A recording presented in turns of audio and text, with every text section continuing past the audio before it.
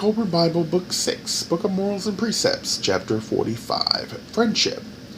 Much of the book is to develop your moral code. Avoid using it to judge others. NPR 45:3. Do no mean or deceitful thing in the name of friendship.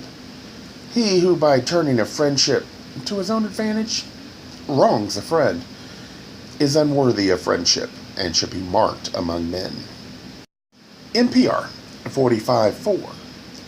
He who calls himself friend while disliking him secretly, or who speaks ill of him to another, is a hypocrite and to be despised.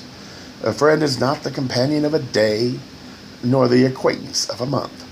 Friendships may be made in good times, but it is in the testing times, or hardship and adversity, that friendship is established. Friends are for hard times, not for good. No man worthy of the name will desert his friend in distress. A friendship does not cease when there is dispute, nor when one falls into error. These are the testing times of friendship. NPR 45:11.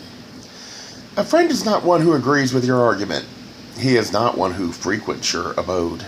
He is not one who sings your praises, nor is he one who converses pleasantly or bears gifts. NPR 45:14. He who helps you to victory is worthy of the name of friend, but he who remains by your side in defeat is a friend beyond doubt. Verse 3 and verse 4 I have a problem with. Again, it's humanity's tendency at deception that makes me worry. Verse 3 judges and demands punishment based on an assumption that an action must also mean the intent was there. Thinking before you act can help, but even then the mistakes grant wisdom.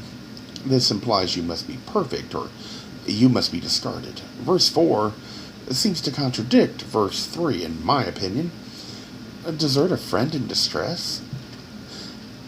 Separate, it could cause much damage. Together, it makes little sense, yet I insist free will plays a role. You get to choose. The element we must remember is, while we should not judge others, we can choose not to be a part of the actions taken. Verse 4, in the writer's view, is in line, since 1 and 2 points out what a true friend is. All 4 makes sense in total, yet breaks down if the arrogant choose to only point out what they prefer, and they have followers that will follow blindly and not ask questions. It's the lack of thought that goes into this chapter that bugs me.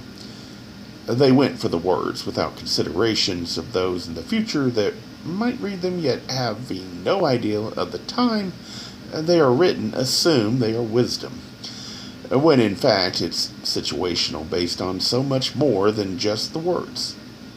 And it requires you exercising your free will, something few likely did in the time these words were written.